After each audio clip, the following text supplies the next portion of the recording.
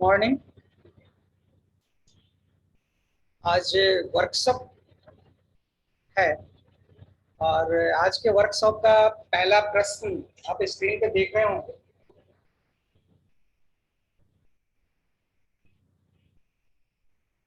British संसद British संसद के बारे में के संदर्भ में किसने कहा था कि यह बांझ और वेश्या है? तो इस स्टेटमेंट के लिए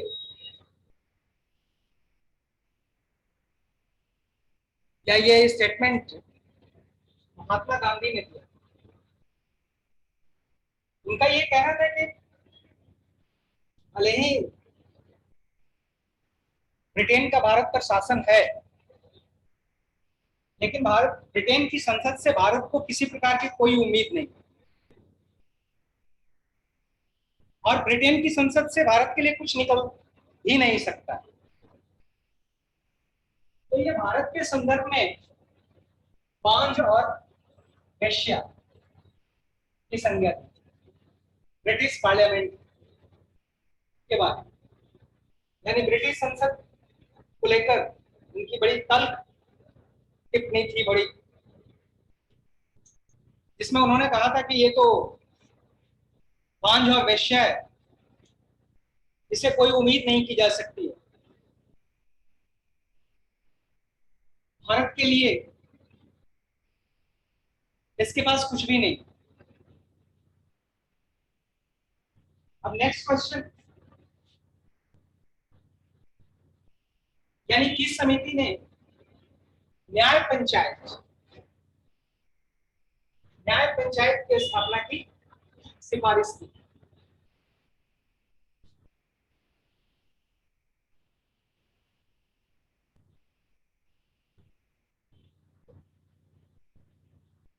न्याय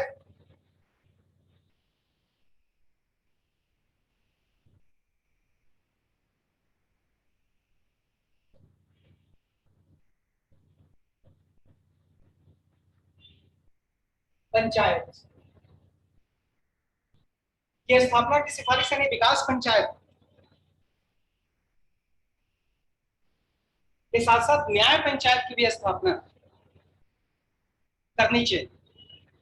इसकी सिफारिश अशोक मेहता समिति ने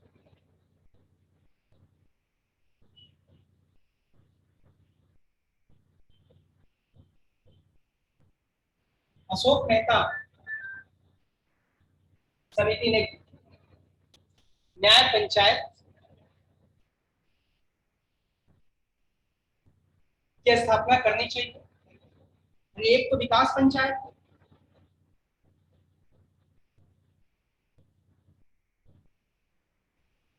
और दूसरा न्याय पंचायत।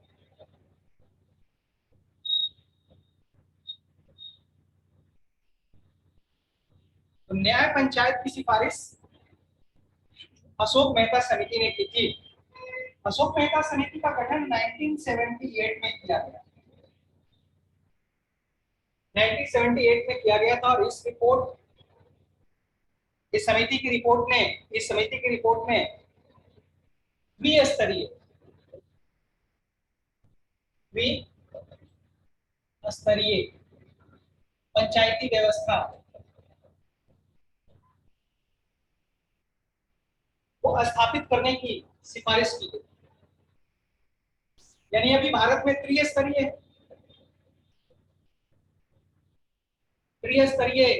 पंचायती पंचायती राज। लेकिन अशोक मेहता समिति ने प्रश्न इसके बारे में भी पूछा, प्रश्न इससे भी पूछे जाते हैं कि इस समिति ने सिर्फ 2 स्तर पर पंचायती राज व्यवस्था को लागू करने की सिफारिश की, अशोक मेहता समिति। इसके साथ साथ इन्होंने न्याय पंचायत की स्थापना की सिफारिश की।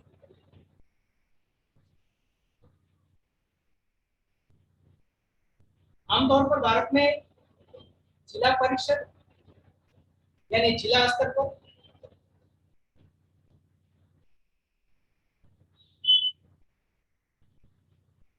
दूसरा ब्लॉक यानी प्रखंड स्तर पर, और तीसरा ग्राम स्तर पर पंचायती राज व्यवस्था स्थापित की गई। और इसकी सिफारिश किसने की? बलवंत राय मेहता सिंह। बलवंत राय मेहता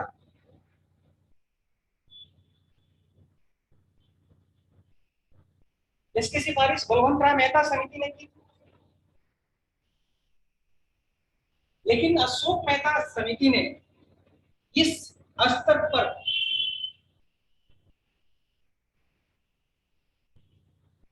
पंचायत की स्थापना की सिफारिश की। उन्होंने सिर्फ जिला स्तर और प्रखंड स्तर पर ही स्थापना की सिफारिश की। यानी सिर्फ ये दो स्तर पर अशोक मेहता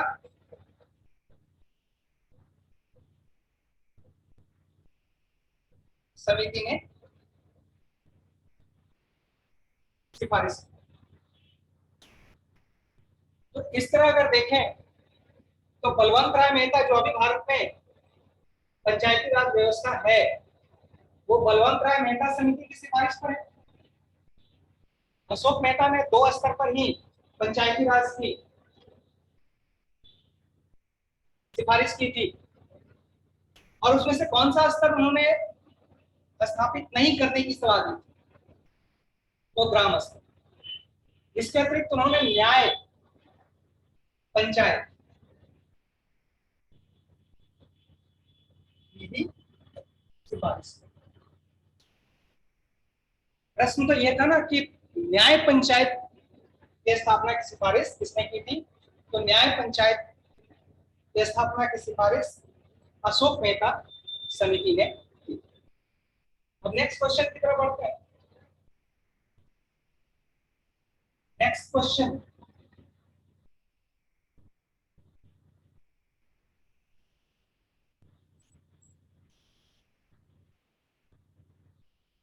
किस आयोग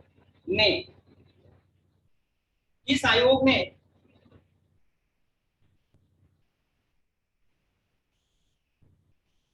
राज्यपाल को हटाने के लिए विधानसभा द्वारा महाभियोग की प्रक्रिया को स्वीकार करने की अनुशंसा की? आपको पता है ना कि भारत में राष्ट्रपति को हटाने के लिए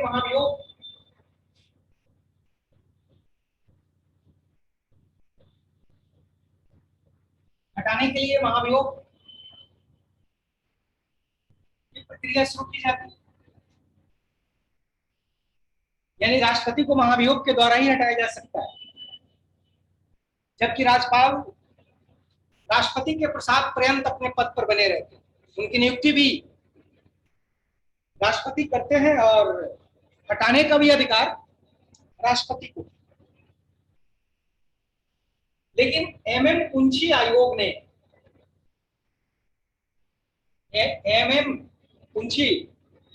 ने राज्यपाल को हटाने के लिए भी महाभियोग की सिफारिश की। यानी राज्यपाल को भी महाभियोग के द्वारा ही हटाया जाना चाहिए। और वो कमेटी थी एमएम पुंछी आयोग। इस कमेटी ने और भी कई सिफारिशें की थी राज्यपाल के संदर्भ में। उन्होंने कहा था कि राज्यपाल के कार्यकाल को 5 वर्ष निर्धारित किया जाए। वैसे 5 वर्ष निर्धारित है, लेकिन 5 वर्ष के पहले भी उन्हें हटा दिया जाए। उन्होंने कहा था कि यानी राज्यपाल को 5 वर्ष कार्य करने दिया जाए अपने पद पर। राज्यपाल की नियुक्ति एक समिति द्वारा किया जाना चाहिए, जिसमें प्रधानमंत्री, गृह मंत्री, जिसमें प्रधानमंत्री हो, गृह मंत्री हो, लोकसभा के अध्यक्ष तथा संबंधित राज्य के मुख्यमंत्री और उपराष्ट्रपति को भी शामिल किया जा सकता है। राष्ट्रपति यहाँ पे गलत है, उपराष्ट्रपति, यानी उपराष्ट्रपति को भी शामिल किया जा सकता है। यानी राज्यपाल जो नियुक्ति होनी चाहिए वो अभी तो राष्ट्रपति के द्वारा की जाती है। राष्ट्रपति अपनी यानी मंत्री परिषद की सिफारिश पर राज्यपाल नियुक्त करते हैं। नियुक्ति से पहले मुख्यमंत्री से सलाह की आवश्यकता बताई गई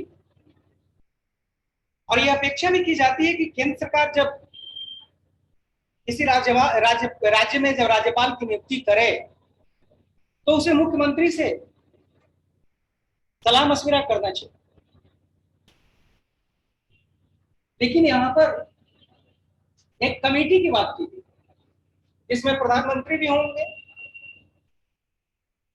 गृह मंत्री भी होंगे, लोकसभा के अध्यक्ष भी होंगे, संबंधित राज्य के मुख्यमंत्री और उपराष्ट्रपति भी हो सकते हैं, यानी इन्हें भी सदस्य के रूप में शामिल किया जा सकता है।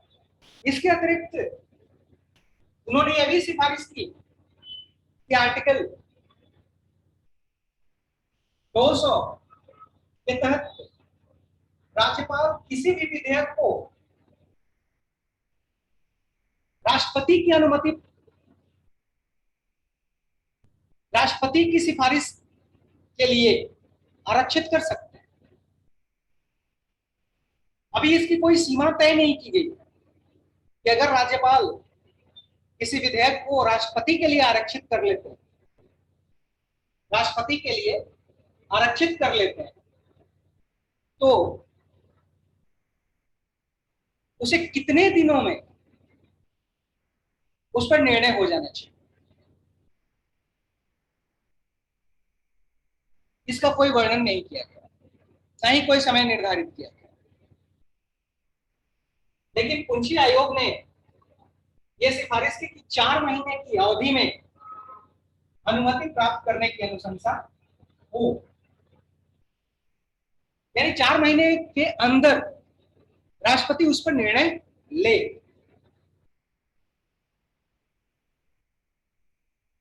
ताकि राज्यपाल से संबंधित विवाद या हाल के वर्षों में राज्यपाल का जिस प्रकार राजनीतिक दुरुपयोग किया गया, इससे यह पद काफी विवादित हो गया और विशेषकर प्रतिकूल परिस्थिति तब उत्पन्न होती है जब केंद्र और राज्य में अलग अलग दलों की सरकार हो। वैसी स्थिति में केंद्र और राज्य के बीच विवाद, तनाव उत्पन्न होता है। कई बार केंद्र सरकार, राज्य सरकार को अस्थिर करने के लिए भी राज्यपाल का उपयोग किया जाता है। इसलिए इन विवादों से बचने के लिए पूंजी आयोग ने कुछ सिफारिशें की थी राज्यपाल के संदर्भ में। अब हम नेक्स्ट क्वेश्चन की तरफ बढ़ते हैं। नेक्स्ट क्वेश्चन, यानी भारत को कितने क्षेत्रों में विभाजित किया गया? भारत को कितने क्षेत्रों में यानी कितने जोन में विभाजित किया गया? तो भारत को 5 जोन, उत्तर क्षेत्र, मध्य क्षेत्र, पश्चिमी क्षेत्र और पूर्वी क्षेत्र और दक्षिणी क्षेत्र, यानी 5 क्षेत्रों में विभाजित किया गया। और इसका विभाजन या इसका निर्धारण राज्य पुनर्गठन अधिनियम 1956 में किया गया। यानी 1956 के तहत 1956 में जो राज्य पुनर्गठन यानी स्टेट रीऑर्गेनाइजेशन एक्ट 1956 आया, उसमें इन क्षेत्रों का निर्धारण किया गया। उत्तर क्षेत्र यानी नॉर्थ जोन, मध्य क्षेत्र यानी सेंट्रल जोन, पश्चिमी क्षेत्र यानी वेस्टर्न जोन, पूर्वी क्षेत्र यानी ईस्टर्न जोन दक्षिणी क्षेत्र यानी साउदर्न जोन। ये 5 जोन में भारत को विभाजित किया गया। और इन क्षेत्रों का निर्धारण का आधार क्या, किस आधार पर ये क्षेत्र निर्धारित किए गए? तो पहला, देश की प्राकृतिक विभाजन, यानी इन क्षेत्रों की प्राकृतिक विशेषताएं एक जैसी, चाहे उत्तर क्षेत्र हो, मध्य क्षेत्र हो, पश्चिमी क्षेत्र हो, पूर्वी क्षेत्र और दक्षिणी क्षेत्र हो। दूसरा, इन क्षेत्रों में नदी प्रणाली और संचार व्यवस्था, यानी इन क्षेत्रों में आवागमन, ट्रांसपोर्टेशन, कम्युनिकेशंस के क्या साधन, और रिवर सिस्टम, यानी इन क्षेत्रों में अगर आप रिवर सिस्टम देखें तो लगभग एक जैसा है, तो इसको आधार बनाया गया। नदी प्रणाली और संचार व्यवस्था को आधार बनाया गया। फिर उस क्षेत्र की सांस्कृतिक और भाषाई विशेषता, यानी कल्चरल और लिंग्विस्टिक स्पेशलाइजेशंस क्या है, इसको इन जोन के विभाजन के लिए आधार बनाया गया। इसके बाद विकास की आवश्यकता है, यानी इन क्षेत्रों में विकास की क्या आवश्यकता है, सुरक्षा और कानून की किस प्रकार की व्यवस्था है, इसके आधार पर जोन का विभाजन किया गया। तो ये 4 आधार तय किए गए इन जोन के विभाजन के लिए, और भारत को मुख्यतः 5 जोन में विभाजित किया गया।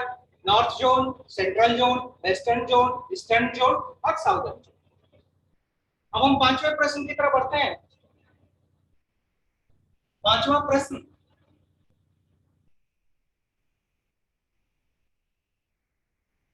प्रश्न, पृथक्करणीयता,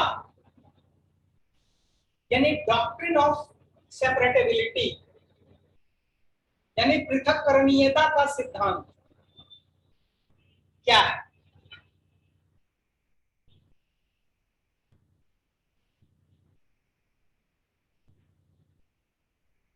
यानी डॉक्ट्रिन ऑफ सेपरेटेबिलिटी, देखिए यदि राज्य द्वारा निर्मित विधियों, यानी राज्य के द्वारा जो कानून बनाया जाता है, और मूल मूल अधिकारों के मध्य अगर कोई विरोध उत्पन्न होता हो, तो विधि के केवल उस भाग को अवैध घोषित किया जाए, विधि के केवल उस भाग को अवैध घोषित किया जाएगा जो मूल अधिकार का विरोधी हो, जो मूल अधिकार का विरोधी हो, और शेष भाग को वैध घोषित किया जाए। अतः न्यायपालिका द्वारा, यानी न्यायपालिका द्वारा विधि के वैध और अवैध के मध्य अलगाव को ही पृथक्करणीयता का सिद्धांत, यानी डॉक्ट्रिन ऑफ सेपरेटेबिलिटी कहा जाए, क्या सिद्धांत का। अब मान लें कि अगर कोई कानून बनाया गया,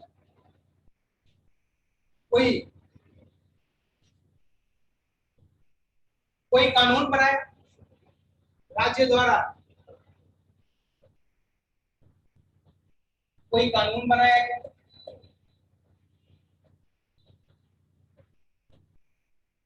कानून का कुछ हिस्सा ऐसा है, क्योंकि कानून में कई प्रावधान होते हैं, अगर मान लें कि कानून का कुछ हिस्सा ऐसा है, कानून के एक हिस्से से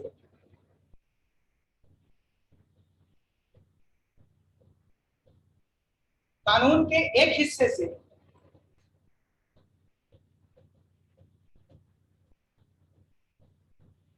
मौलिक अधिकार का उल्लंघन होता है, यानी वायलेशन ऑफ फंडामेंटल राइट्स, मौलिक अधिकार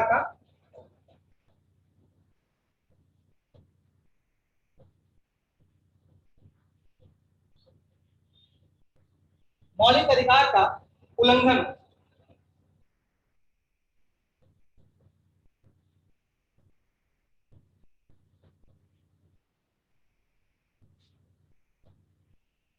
होता है। तो क्या पूरे पूरे कानून को रद्द किया जाए? क्या पूरे कानून को अवैध घोषित कर दिया जाए? अगर कानून के किसी एक हिस्से से मौलिक अधिकार प्रभावित हो रहा हो तो क्या पूरे कानून को रद्द किया जाए? नहीं। यानी जिस हिस्से से मौलिक अधिकार का उल्लंघन हो रहा हो उसको इनवैलिड डिक्लेयर कर दिया जाए, यानी उसको अवैध घोषित कर दिया जाए और बाकी कानून को वैध घोषित किया जाए। तो एक सेपरेशन हो जाएगा उस कानून में, यानी कानून का वो हिस्सा लागू नहीं होगा जिससे मौलिक अधिकार का वायलेशन होता है, लेकिन कानून का वो हिस्सा लागू होगा जिससे किसी प्रकार का मौलिक अधिकार का वायलेशन नहीं होता है। तो इसी को हम कहते हैं डॉक्ट्रिन ऑफ सेपरेटेबिलिटी, अर्थात कानून को दो हिस्सों में बांटना और जिस हिस्से से मौलिक अधिकार का उल्लंघन होता है उसे अवैध घोषित करना और जिस हिस्से से मौलिक अधिकार पर कोई प्रभाव नहीं पड़ता है उस हिस्से को लागू करना। इसी को कहते हैं डॉक्ट्रिन ऑफ सेपरेटेबिलिटी। तो हम नेक्स्ट क्वेश्चन की तरफ बढ़ते हैं। नेक्स्ट क्वेश्चन है,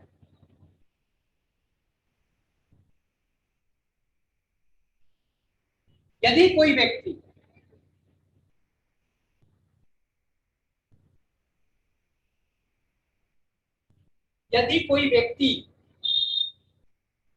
भारतीय चेतना का यदि कोई व्यक्ति भारतीय चेतना का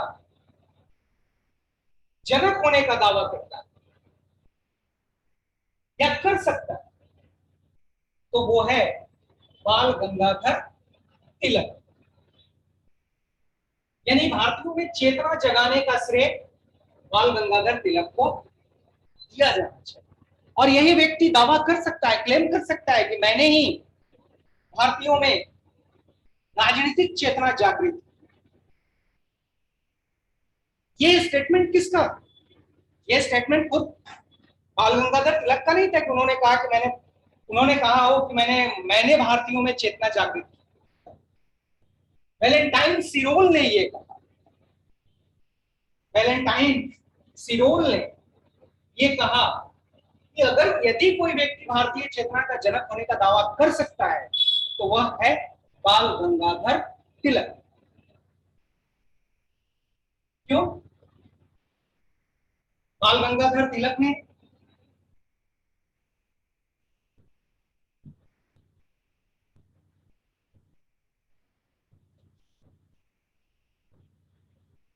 पहली तो बाल गंगाधर तिलक उग्रवादी विचारधारा से थे।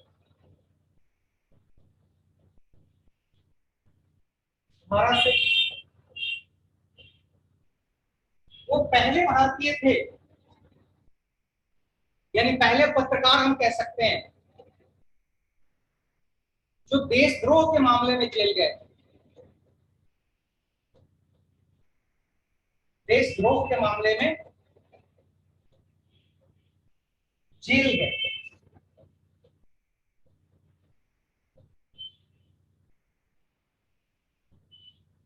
उन्होंने गीता रहस्य नामक एक पुस्तक भी लिखी जेल में। जब वो जेल में थे उन्होंने गीता रहस्य नामक एक पुस्तक भी लिखी। इसके अलावा उन्होंने एक पुस्तक लिखी जिसमें यह बताया कि आर्यों का मूल स्थान आर्कटिक प्रदेश था, आर्कटिक रीजन। इसके अतिरिक्त बाल गंगाधर तिलक ने केसरी और मराठा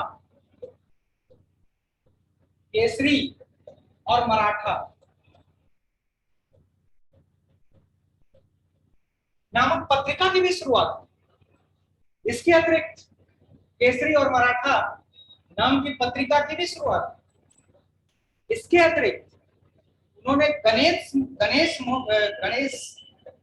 महोत्सव के साथ साथ शिवाजी महोत्सव की भी शुरुआत। शिवाजी महोत्सव की भी शुरुआत। उनका एक प्रसिद्ध नारा था, जन्म सिद्ध अधिकार, ये स्वराज हमारा जन्म सिद्ध अधिकार है और हम इसे लेकर रहेंगे, ये उनका एक प्रसिद्ध नारा था। तो इसलिए निश्चित तौर पर भारतीय चेतना को जागृत करने का अगर श्रेय किसी को दिया जाना चाहिए, तो जागृत करने का श्रेय अगर किसी को दिया जाना चाहिए तो वो है बाल गंगाधर तिलक। वैलेंटाइन सिरोल ने इनके सम्मान में ये बात कही, इनकी तारीफ करते हुए थे। इसके अलावा वैलेंटाइन सिरोल ने अशांति का जनक भी कहा।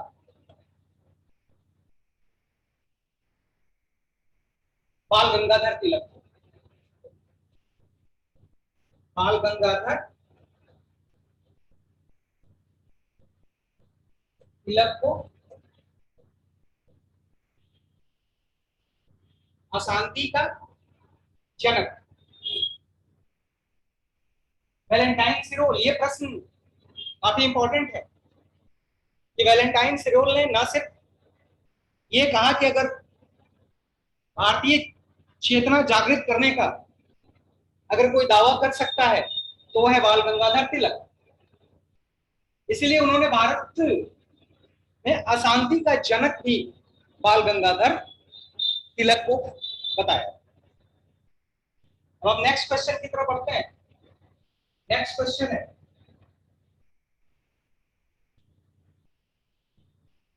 सरदार वल्लभ भाई पटेल को सरदार की उपाधि किसने दी? सरदार वल्लभ भाई पटेल गुजरात के रहने वाले थे। वर्ष 1928 में बारडोली सत्याग्रह के दौरान, यानी बारडोली में जो 1928 में सत्याग्रह हुआ था उसका नेतृत्व किया था और उनकी कुशल नेतृत्व से प्रभावित होकर, उनके कुशल नेतृत्व से प्रभावित होकर आंदोलन में शामिल महिलाएं और किसानों ने उन्हें सरदार की उपाधि, यानी सरदार वल्लभ भाई पटेल को सरदार की उपाधि किसने दी? तो वहां की महिलाओं और किसानों ने सरदार वल्लभ भाई पटेल को सरदार की उपाधि। इन्हें भारत का बिस्मार्क भी कहा जाता है।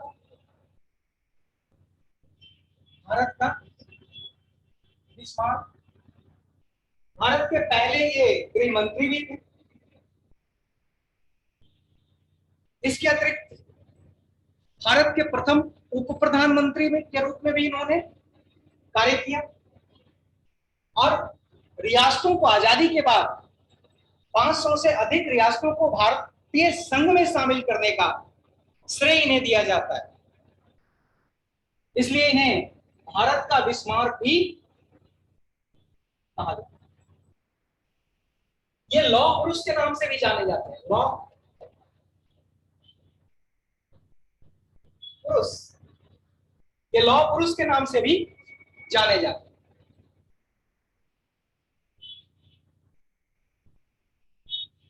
तो बारडोली सत्याग्रह के दौरान इन्हें सरदार की उपाधि मिली। इनके कुशल नेतृत्व से प्रभावित होकर वहां की महिलाओं और किसानों ने इन्हें सरदार की उपाधि। अब नेक्स्ट क्वेश्चन की तरफ बढ़ते हैं। नेक्स्ट क्वेश्चन है कि सिकंदर और पोरस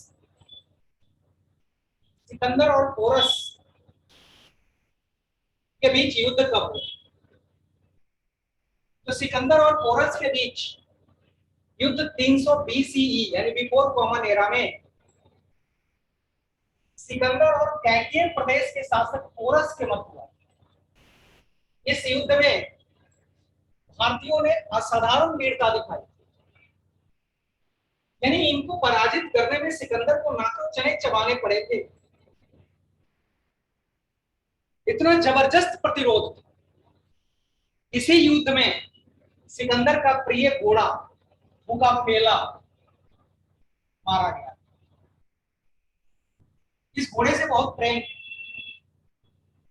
ये सिकंदर का प्रिय घोड़ा, और इसी युद्ध में बुकाफेला जो उसके घोड़े का नाम है मारा गया था। और ये युद्ध झेलम नदी के किनारे हुआ। इसी युद्ध में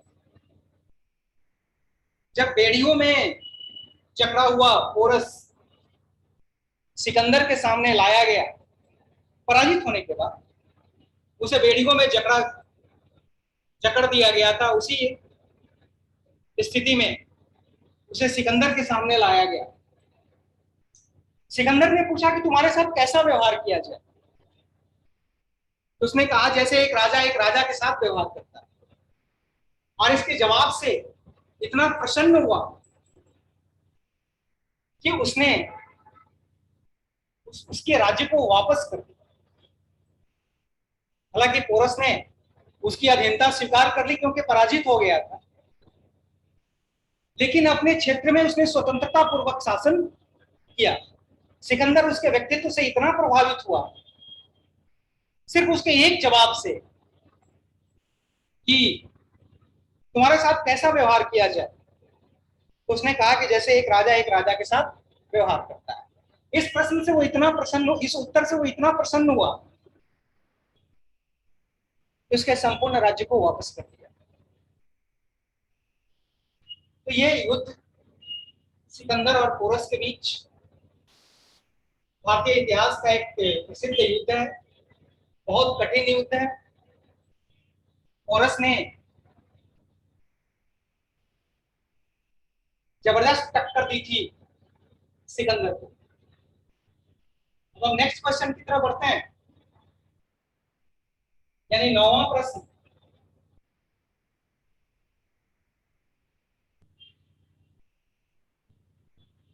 नौवां प्रश्न,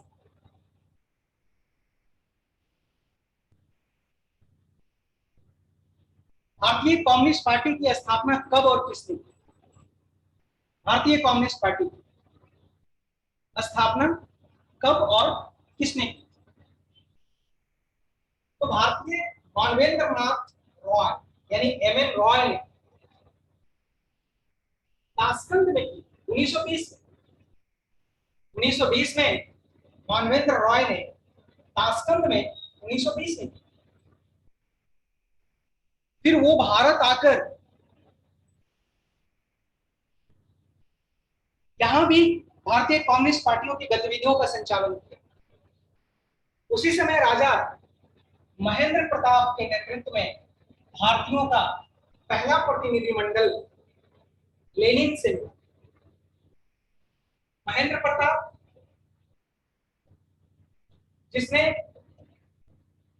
अफगानिस्तान में स्वतंत्र भारतीय सरकार की स्थापना की। अफगानिस्तान में स्वतंत्र भारतीय सरकार की स्थापना की। ये भारत के बाहर अस्थायी तौर पर स्थापित पहली सरकार थी। और मानवेंद्र नाथ रॉय ने यानी एम.एन. रॉय ने 1920 में ताशकंद में भारतीय कम्युनिस्ट पार्टी की स्थापना की। और महेंद्र प्रताप सिंह ने एक स्वतंत्र सरकार की स्थापना अफगानिस्तान में की। अब हम नेक्स्ट क्वेश्चन की तरफ बढ़ते हैं। नेक्स्ट क्वेश्चन यानी 10वां प्रश्न, सूफी सिलसिला।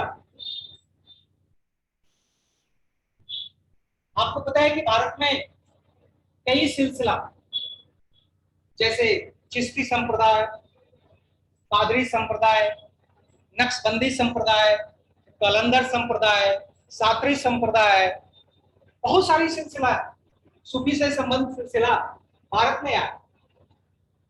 मुख्यतः ये सिलसिला दो भागों में बटा हुआ था। प्रश्न ये है कि सूफी सिलसिला मुख्यतः कितने वर्गों में बटा हुआ है? तो सूफी सिलसिला मुख्यतः दो भागों में बटा हुआ था। बासरा जो इस्लामिक विधान को मानते थे और दूसरा बेसरा जो इस्लामिक विधान से बंधे हुए नहीं थे। यानी ये मानते तो थे लेकिन इसके प्रति प्रतिबद्ध नहीं थे। जबकि बासरा वर्ग के जो सूफी संत होते थे वो इस्लामिक विधान को यानी शरीयत को स्वीकार करते थे, लेकिन जो बेसरा थे वो इस्लामी विधान के प्रति प्रतिबद्ध नहीं थे, कमिटेड नहीं थे। यानी वो मानते भी थे और नहीं भी मानते थे, लेकिन बासरा इस्लामिक विधान को मानते थे। तो भारत में मुख्यतः सूफी सिलसिला दो हिस्सों में बटा हुआ था, बासरा और बेसरा। अब हम नेक्स्ट